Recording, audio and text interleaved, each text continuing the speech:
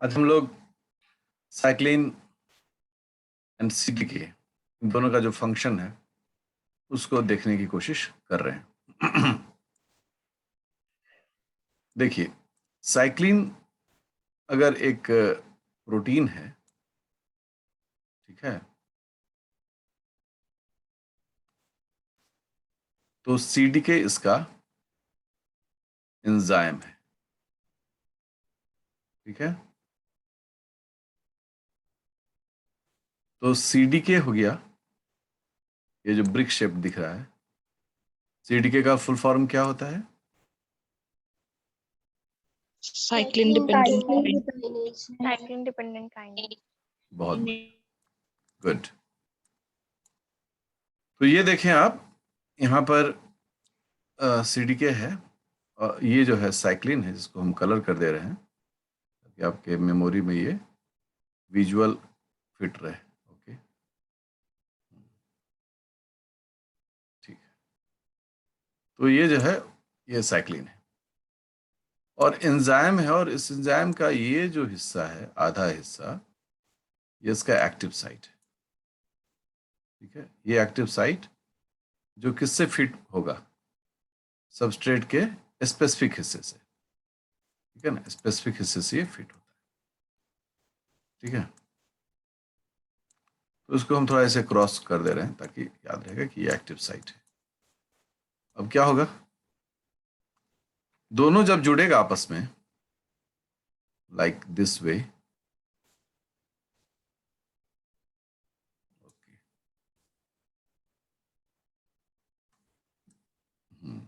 Diagram clear हो रहा है? डायग्राम तो ये इस तरह से यहां पर जुड़ गया, और जुड़ने से ये कॉम्प्लेक्स जो फॉर्मेशन होता है उसे हम लोग बोलते हैं एंजाइम सबस्ट्रेट कॉम्प्लेक्स, अर्थात एंजाइम के साथ सबस्ट्रेट जुड़ गया। बढ़िया, this is enzyme substrate complex, ये एंजाइम सबस्ट्रेट कॉम्प्लेक्स कहलाता है। अब इसको हम लोग बोल रहे हैं साइक्लिन सीडीके कॉम्प्लेक्स, मतलब एंजाइम सबस्ट्रेट कॉम्प्लेक्स। अब जैसे ही इस तरह से ये हो जाएगा, अब ये एक्टिव हो जाएगा। क्या हो जाएगा? एक्टिव। अकेले साइक्लिन क्या था? इनएक्टिव। ओके, अकेले साइक्लिन क्या था? इनएक्टिव। और जब इससे सीडीके जुड़ जाएगा एंजाइम तो क्या हो जाएगा? एक्टिव। क्यों हो जाएगा एक्टिव? क्योंकि यहां पर एटीपी से एक फॉस्फेट, इनऑर्गेनिक फॉस्फेट जो है वह निकलेगा और वह एडीपी, हाँ, और वह निकल के इस साइक्लिन के किसी स्पेसिफिक पॉइंट पर जो सेरीन रेसिड्यू है उससे वो जुड़ जाता है, ठीक है। सेरीन, थ्रियोनिन, कभी कभी टायरोसिन भी होता है, कभी कभी एस्पार्टेट भी होता है, लेकिन हम बेसिकली इसको सेरीन ही कहते हैं। यहां तक कोई दिक्कत किसी को? No sir. Good. No sir. So it is a very fundamental and basic thing. अब इसको हम मिटा रहे हैं। अब इससे आगे की बात करेंगे और इसका संबंध जो डिफरेंट चेक पॉइंट से है उससे है। अगर आपसे पूछे कि what is the significant,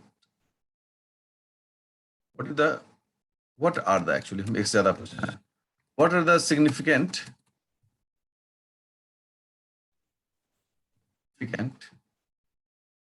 activities during cell cycle while it is approaching to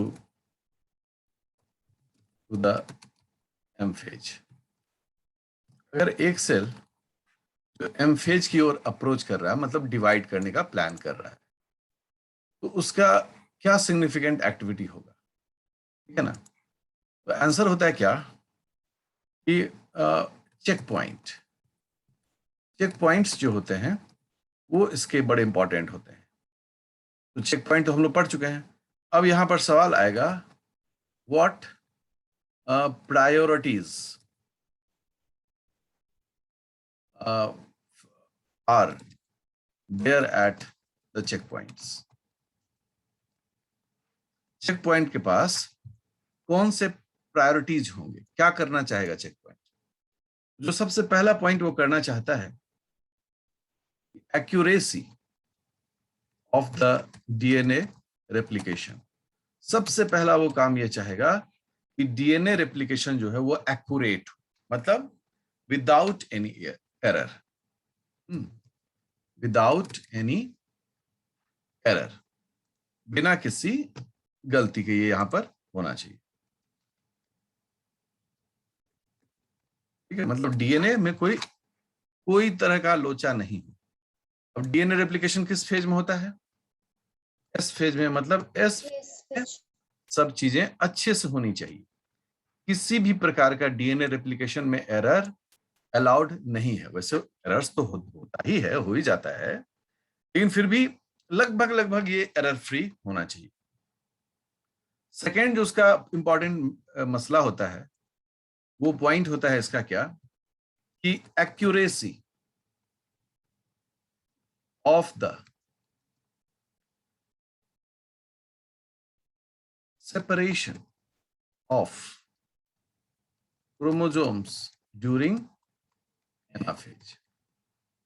ये एम फेज में होता है ना। देखो सब सीखो अच्छे से, ठीक है, तो आपको पता चलेगा कि आपको रटने का बहुत जरूरत नहीं पड़ेगा। ठीक है ना, आप आराम से इसको सीख लेंगे। जो विद्यार्थी बहुत ज्यादा अभी वेल रेड नहीं है, वो एकदम नहीं घबराएंगे, मुझसे सवाल जवाब करते रहेंगे। दो बड़े महत्वपूर्ण काम है। पहला महत्वपूर्ण काम जो है वह यह है कि डीएनए का रेप्लिकेशन एक्यूरेसी के साथ हो। किस फेज में, एस फेज। ठीक है, और दूसरा जो महत्वपूर्ण कार्य है, एनाफेज के दरमियान में क्रोमोसोम्स का सेपरेशन भी क्या हो, एक्यूरेटली हो, एक्यूरेसी के साथ हो। अगर इन दोनों में कोई भी प्रॉब्लम होगा तो निश्चित रूप से उसका बुरा असर पड़ेगा उस सेल के हेल्थ पर, अर्थात कि सेल बहुत अच्छी तरीके से काम नहीं कर पाएगा, सेल में एरर्स हो जाएंगे, डिफेक्ट्स हो जाएंगे, कैंसरस हो जाएगा सेल। तो यदि इस प्रकार की घटनाएं हो रही हैं तो चेक पॉइंट्स का बहुत प्रायोरिटी रहता है, वह चेक पॉइंट इन चीजों को देखे। ठीक है, अगला जो सवाल है कि सेल साइकिल में कौन कौन से इवेंट्स हैं जो चेक पॉइंट के अंदर में बहुत स्ट्रिक्टली देखा जाता है। ठीक है, हम लोग बोलेंगे strict overview of at the check points, at the check points of cellular activities. कौन कौन से एक्टिविटीज को चेक पॉइंट पर बहुत कड़ाई से मापा जाता है, कौन कौन सा एक्टिविटीज। जो पहला एक्टिविटी होता है वो तो अभी ऊपर ही पढ़े हम लोग, क्या उसका नाम है, डीएनए रेप्लिकेशन। दूसरा एक्टिविटी किसको चेक करते हैं, माइटोसिस का एनाफेज। और तीसरा पॉइंट कि साइटोकाइनेसिस प्रॉपरली हो जाए। ठीक है ना, साइटोकाइनेसिस प्रॉपरली हो जाए, दो नए सेल्स बन जाए। ये तीन वो सेलुलर एक्टिविटीज हैं, सेल के काम हैं, जिस पर स्ट्रिक्ट निगाह रहता है सेल के मशीन का।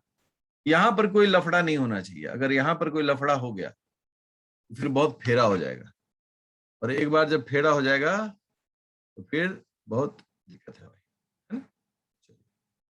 कोई सवाल किसी को पूछना है, प्लीज आप सवाल पूछने के लिए अपने आप को फ्री समझें, पूछिए, पूछो पूछो पूछो, किसी को कुछ होगा हो दिक्कत। सर एनाफेज चेक करने के लिए कौन सा चेक पॉइंट रहता है सर, कहाँ पे। आप पिछले क्लास में थी, यस सर। ठीक, तो आपने देखा होगा कि एक हमने पहला जो चेक पॉइंट बनाए थे वो G1S के बीच में था, दूसरा चेक पॉइंट G2M के बीच में था, और तीसरा चेक पॉइंट जो था वो एनाफेज के पास मैंने डाला था, याद है। Yes sir. उस वीडियो का रिवीजन नहीं किया है ना। क्या ये थे? एक चीज जरूर नो सर। मैं सबको सजेस्ट करता हूं कि जो क्लास आज हो रहा है, आप देखते होंगे कि सामान्यतः मतलब बहुत जल्दी से जल्दी हम उसका वीडियो आपको शेयर कर देते हैं। आप उसको एक बार फिर से जरूर देखिए, है ना? फिर से जरूर उसको रिपीट करके देखिए कि उसमें क्या बातें हैं और कहीं कुछ हम मिस तो नहीं कर रहे या मेरा कुछ क्वेरी तो नहीं आ रहा है। निश्चित रूप से सवाल पूछिए, ठीक है?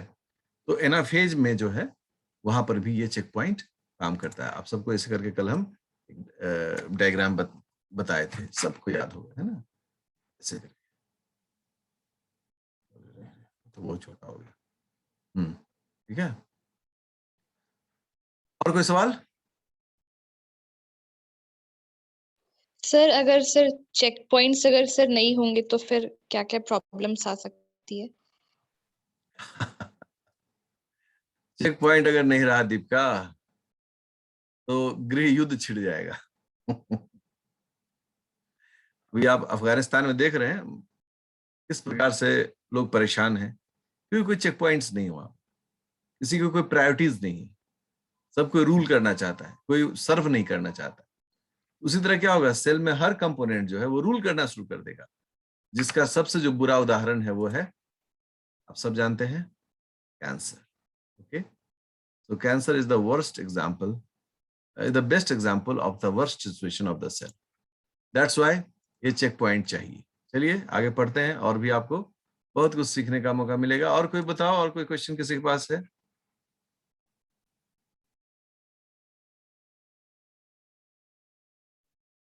नहीं है, चलो अच्छा। अब देखो एक ग्राफ बना रहे हैं, ठीक है ना? ये सब मेरा अपना बनाया हुआ ग्राफ है, ठीक है? आपको समझाने के लिए ये सब ग्राफ हम सामान्यतः बनाते हैं, ताकि मेरे विद्यार्थी के लॉजिकल अप्रोच में कल को पीएचडी करोगे तो ये सब चीज तो चाहिए ही होगा।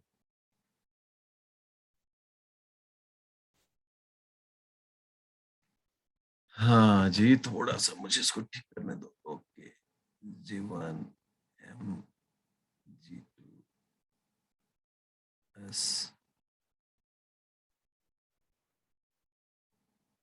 हाँ, देखिए ये जो फेस है वो G1 S, G2 M phase, फिर G1, चूंकि ये आगे ही बढ़ता जाता है ना, G1 ऐसे और यहाँ साइक्लिन सीडीके का रिलेशनशिप दिया हुआ है, साइक्लिन सीडीके। ओके, सब लोग अच्छे से समझना, आराम से समझना, ठीक है ना? कोई लफड़ा नहीं, कोई इशू नहीं।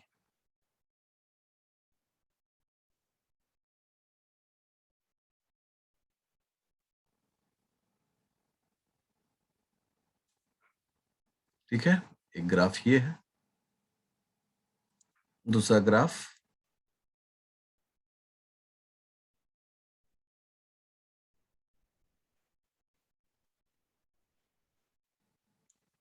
ये है, और तीसरा ग्राफ जो है वो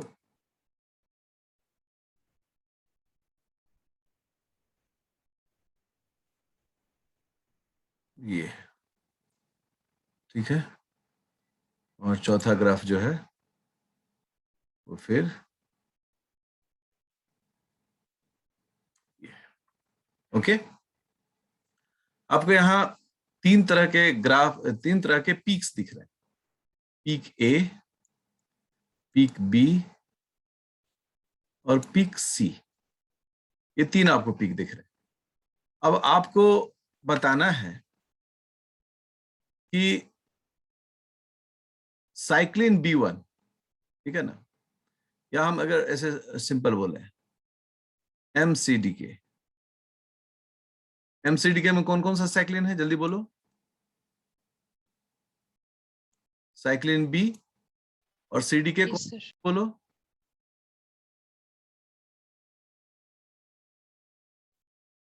CDK1, यही है ना? है कि नहीं है? हाँ ना, मेरे साथ बोलना है जी। यस सर, यस सर है। Yes, sir. बढ़िया। फिर दूसरा है SCDK। SCDK में साइक्लिन कौन सा है? Sir, cyclin A. साइक्लिन ए। और CDK कौन सा है? 2 है। CDK 2। बिल्कुल सही। और जो G1 S फेज है, G1 SCDK है। सब लोग पार्टिसिपेट क्या करो, समझ गया ना? मेरे साथ पार्टिसिपेट करोगे ना, बड़ा मजा आएगा। बोलेगा अच्छा हम ये बता रहे हैं। तो इसमें जो है वो है E, साइक्लिन E और CDK 2, राइट? ये है ना? Yes sir. बढ़िया। अब आप बताएं कि ए जो है, ए के पास कौन, इस पीक पर कौन सा साइक्लिन CDK सबसे ज्यादा होगा? बोलिए आप लोग। तो साइक्लिन डी और CDK 4 या 3। हम लोग पहले बताए हैं कि सब चीज एक साथ नहीं रहता है, मतलब G1 और G1 S एक साथ नहीं होता। तो यहाँ 3 दिखाए तो 3 ही में से बताना है, चौथा कहां से आ गया है? जो ऑप्शन में है ही नहीं उसको आप ऑप्शन में कर रहे हैं, ऐसे काम चलेगा क्या? देखिए मैंने किसको टिक लगाया है, बोलिए सब लोग। G1 S CDK। सब लोग माइक्रोफोन ऑन कर लो जी, 76 विद्यार्थी, ठीक है? सब लोग अपना ऑन कर लो, ठीक है? सब पार्टिसिपेट करो, सब सीखो, ओके? आप बताइए कि A1 जो है, ए जो है, पीक ए पर कौन सा ये है CDK? CDK 2। मतलब कॉम्प्लेक्स का नाम हो गया G1 S CDK अर्थात ECDK 2, ठीक है? बी के पास कौन है?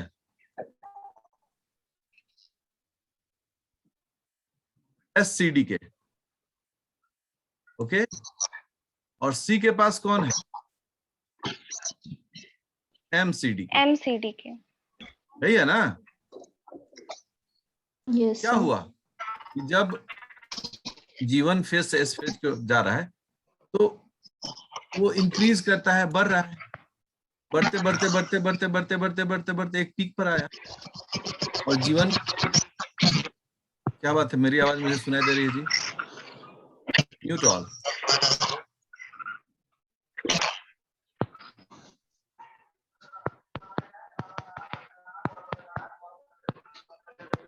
Please mute.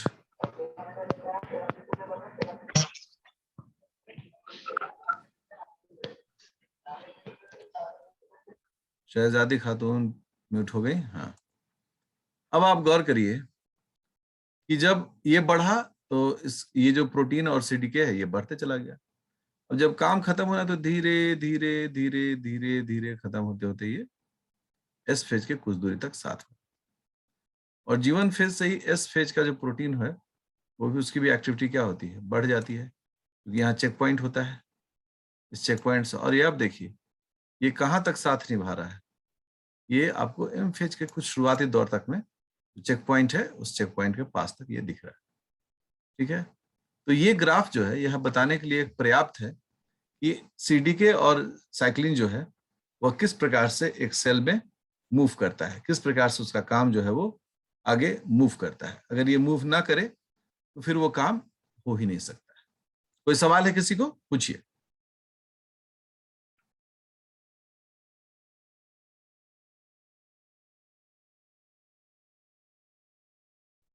No question? Okay okay okay, कोई क्वेश्चन नहीं है तो फिर आगे बढ़ते हैं। अब जब आगे बढ़ रहे हैं तो एक टर्म आता है और उस टर्म को हम लोग बोलते हैं CDK इनहिबिटर्स।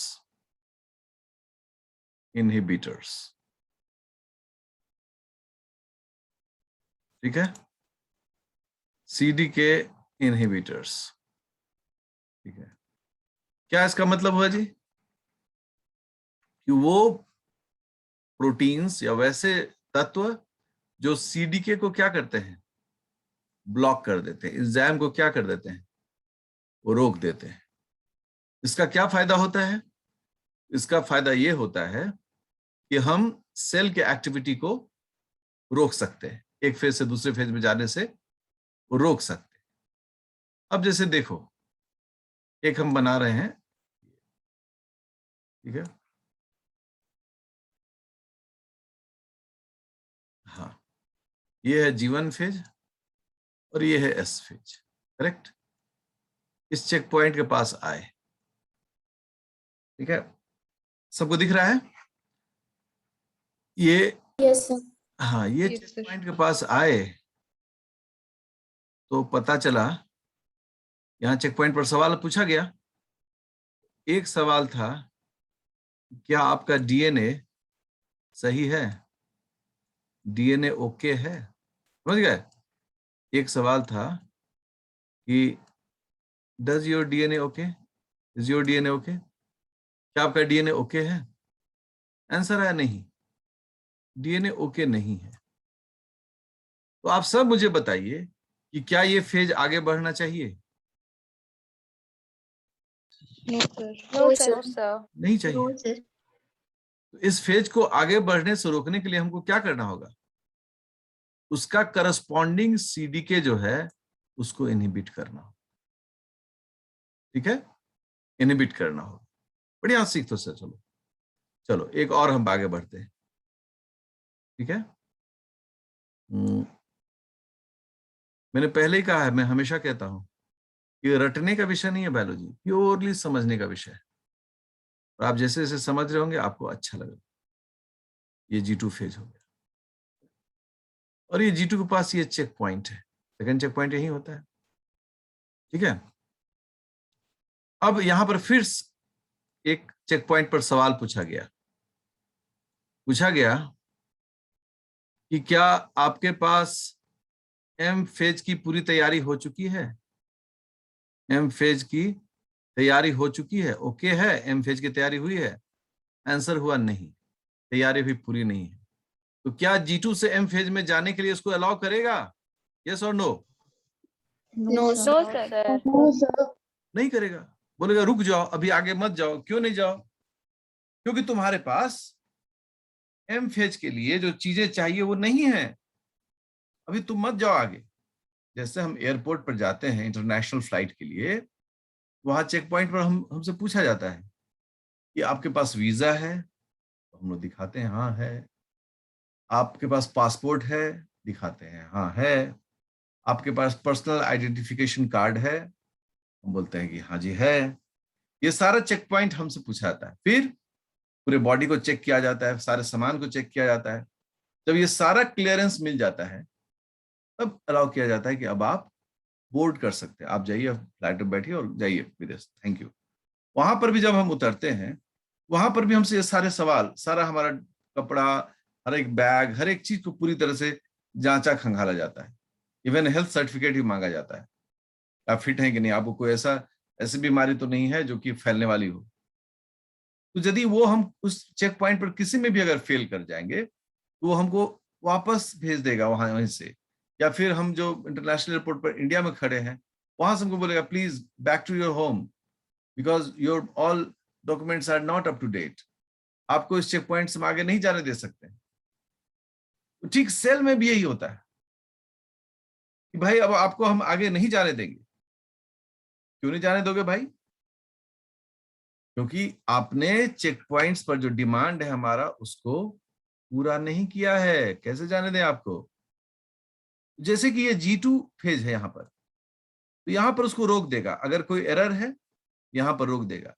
इसके लिए एक प्रोटीन होता है जिस प्रोटीन का नाम है V1 काइनेज, ठीक है, ये भी एक एंजाइम है, प्रोटीन।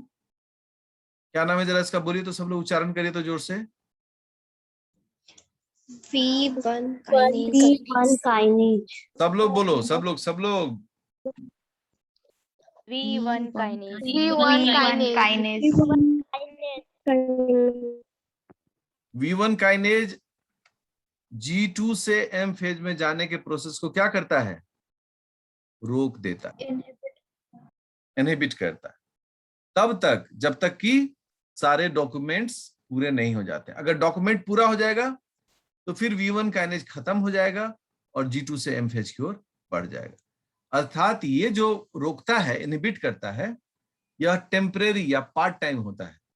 यह मौका देता है कि आप अपने सारे प्री रिक्विजिट्स को चेक कर लीजिए। ऐसा मतलब कंप्लीट परमानेंट इनहिबिटर नहीं है ये, ठीक है ना, याद रखना, ये परमानेंट इनहिबिटर नहीं है। ये एक छोटे से समय के लिए उसको रोकता है कि आप ये सारा काम कर लीजिए, then I will allow you. ठीक है। उसी तरीके से अगर G1 से S फेज की ओर है और यहां पर हमको उसको रोकना है क्योंकि अभी इसका डीएनए ओके नहीं है, तो यहां पर CDK इनहिबिटर प्रोटीन होता है, ओके। और उस CDK इनहिबिटर को हम लोग क्या बोलते हैं? CDK kinase inhibitor, CDK cyclin dependent kinase inhibitor, CDKI, correct. जिसका एक एग्जाम्पल है प्रोटीन 27। आप लोग पढ़ते होंगे इस तरह के प्रोटीन का नाम, उसी तरह से नाम है। क्या नाम है इसका? P27, CDKI P27। बोलिए सर, नाम बोलिए जल्दी से, उच्चारण कर। CDKI P27। हाँ, CDK का फुल फॉर्म क्या हुआ? Cyclin dependent kinase. Cyclin dependent kinase I inhibitor. For inhibitor. Inhibitor. और उस इनहिबिटर का एक एग्जांपल, कौन सा एग्जांपल है यहाँ पर? P27। P27 प्रोटीन है, ठीक है ना। इसमें P का मतलब होता है प्रोटीन और 27 का मतलब क्या हो गया? Molecular weight. 27 के डाल्टन, हमेशा याद रखें, मैं बहुत सी बता दूंगा आपको। ये P27 जो होता है ना, इसको लिखने का स्टाइल होता है, आप देखते होंगे P27, P53, सारे स्मॉल लेटर में होते हैं, ठीक है ना। P53 या फिर P16, इस तरह से नेमिंग होता है प्रोटीन्स का। यहाँ P का मतलब तो प्रोटीन ही है, बट ये जो संख्या है ना, नंबर है, ये नंबर इसके मॉलिक्यूलर वेट को रिप्रेजेंट करता है। ठीक है, किसको रिप्रेजेंट करता है? Molecular weight. बहुत बढ़िया। जो लोग सीखे हुए हैं उनका रिवीजन हो गया, और जो नहीं सीखे हुए हैं वो आज सीख लिए। आप लोग जरूर मुझे फीडबैक दीजिए कि क्या आज आप मेरे क्लास में कुछ नया सीखे हैं, है ना। निश्चित रूप से मेरे क्लास के बाद आप मुझे व्हाट्सअप कर सकते हैं कि सर आज ये नया सीखे, ये नया सीखे। अगर कुछ नया नहीं सीखे तो भी बता देना है कि गुरुदेव आज कुछ नया नहीं सीखे, तो हम आपके लिए और भी कुछ नया लाएंगे। मेरे पास इस विषय में कोई कंटेंट की कमी नहीं है, कंटेंट बहुत ज्यादा है, लेकिन मैं बांध कर चल रहा हूं कि आप सभी लोग के लिए, क्योंकि आप लोग अभी मेरे साथ लगभग 72 लोग जुड़े हुए हैं, तो सबको ये आसानी से समझ पाए। लेकिन अगर आप और भी जानना चाहते हैं तो मैं और भी आपको बताऊंगा, ठीक है ना। मीनवाइल, तो क्या इनहिबिटर्स का कॉन्सेप्ट क्लियर हुआ? Yes sir. अब अगर सोचो, अगर हम स्मृति को बोलें, स्मृति तिर्की को बोलें, स्मृति, ये CDK इनहिबिटर्स क्या होते हैं, तो स्मृति क्या बोलेंगी? बोलिए। सर ये साइक्लिन डिपेंडेंट काइनेज है। वो रोकता है। सर हाँ, ये इनहिबिटर है। ठीक है।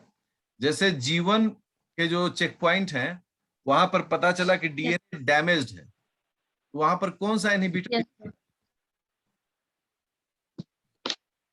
CDKI P27। CDKI का फुल फॉर्म क्या है? सर CDKI का पूरा नाम क्या है? Cyclin dependent kinase I4 inhibitor है सर। बहुत बढ़िया, बहुत ही अच्छे तरीके से आपने कहा है, और आपको बहुत बधाई। आप इसी प्रकार से पढ़ें और खूब आगे बढ़ें जिंदगी में, ठीक है। अब जो बारी है वो बारी है कृतिका पाठक की। कृतिका, माइक्रोफोन ऑन कर लो। Yes sir. अब ये बताओ कि G2 से M फेज के बीच में काम नहीं होने के कारण इनहिबिटर यूज किया गया है, उस इनहिबिटर का क्या नाम है? VI kinase. V1 kinase. Yes, sir. V1 kinase. This is 1. Okay, हाँ हमको आई दिख रहा था. V1 kinase. ओके, और V1 Yes, sir. क्या करता है? बोलो. रोकने का काम करता, रोकने का, इनहिबिट करने का काम करता है। किस चीज को इनहिबिट करता है ये? G2 से M फेज जाने के टाइम में चेक पॉइंट्स को, CDK को। अच्छा, बहुत बढ़िया, बहुत अच्छे से आपने जवाब दिया है. आप दोनों को थैंक यू सर। आई है ना. मुझे ये कितना अच्छा लगता है, आप बिलीव नहीं कर सकते, है ना, कि आप लोग इतने अच्छे से आंसर करते हैं. Okay, yes sir. तो कीप आंसरिंग. इसी तरह से पढ़ते रहो, सीखते रहो और आंसर. अब अगर हम बोलें कि CDKI P27 किस CDK को ब्लॉक करेगा? G1 SCDK को या फिर SCDK को? सवाल समझ रहे हो? कौन जवाब देगा?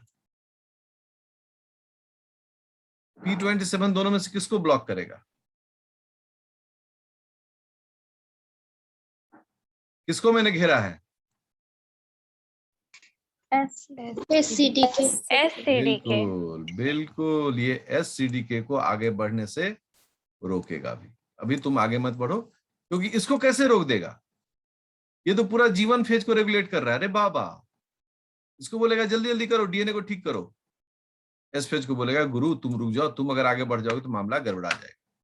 उसी तरह से V1 काइनेज किसको ब्लॉक करेगा? SCDK को या फिर MCDK को? किसको? MCDK को। MCDK को. भाई तुम अभी मत आगे बढ़ो, क्योंकि SCDK अभी पूरा काम अपना कर ही नहीं पाया है. SCDK को बोलेगा अरे CDK वाह, जल्दी जल्दी काम करो, चेक पॉइंट पर गाड़ी रुकल है. फिर CDK क्या करेगा? जल्दी जल्दी स्माइल करते हुए इस काम को करेगा. जैसे आप लोग भी सभी स्माइल कर रहे हैं, उसी प्रकार ये SCDK भी स्माइल कर रहा है कि जी जी भैया कर दे रहे हैं भैया, बड़ी गलती हो गई ना कर पाए, अभी तुरंत हम कर दे रहे हैं. और सब आप जो है उसके बाद MCDK चलाइएगा. जैसे ही ये काम ओके हो जाएगा, ये P27 यहां से हट जाएगा और SCDK क्या होगा? एक्टिव हो जाएगा. जैसे ही G2 चेक पॉइंट पर सारा काम हो जाएगा, V1 काइनेज यहां पर हट जाएगा और MCDK यहां पर काम करने लगेगा.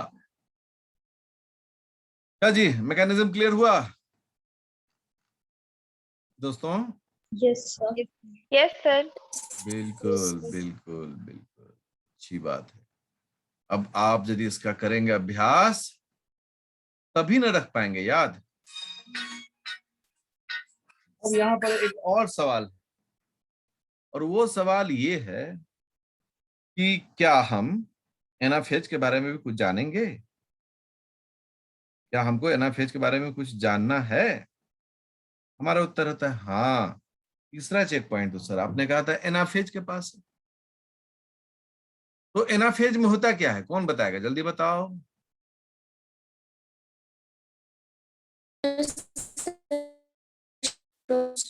अब जो बोल रहे हैं उनका आवाज क्लियर नहीं आ रहा है. बोलो बोलो बोलो बोलो, कोई और बोलो. नेटवर्क का इश्यू होता है विद्यार्थियों, ठीक है ना, इसलिए मैं ये वीडियोस बनाता हूँ, ताकि जो स्टूडेंट नेटवर्क की कमी के कारण मिस कर जाए, वो मेरे वीडियोस को देखकर अपना वापस काम को कर ले. सर क्रोमोसोम सेपरेट होकर अपोजिट पोल साइड मतलब एक दूसरे के अपोजिट चला जाता है. बिल्कुल सही है. और मुझे लगता है कि जो अभी जो विद्यार्थी बोल रही थी वो भी यही बोल रही थी, सर क्रोमोसोमा अलग हो जाता है. ठीक है ना, ऐसे ऐसे सब पढ़े ना हम लोग. तो आप तो अभी PG कर रहे हैं ना जी, मतलब 1 साल बाद आप प्रोफेसर के लिए एलिजिबल हो जाएंगे. लेकिन अब थोड़ा दिक्कत हो जाएगा, क्योंकि अब सीधे PG पास करते हुए लोग प्रोफेसर नहीं हो पाएगा. उसको क्या करना पड़ेगा? उसको नेट क्वालिफाई करना पड़ेगा. फिर नेट क्वालिफाई करके क्या करना होगा? फिर PhD करना पड़ेगा. और जब विद्यार्थी PhD कर लेगा, तब फिर वो इस शानदार कैरियर में आएगा. अभी यहाँ पर आप क्रोमोसोम्स देख रहे हैं, डुप्लीकेट क्रोमोसोम्स को हम लोग बोलते हैं DC, डुप्लीकेट क्रोमोसोम. अब ये क्रोमोसोम क्या हो गया?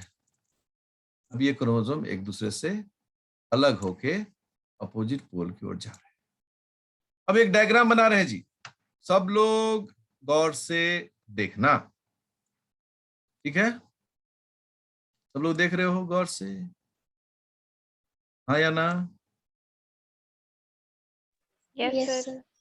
सर। बहुत अच्छी बात है, सब लोग गौर से देखना।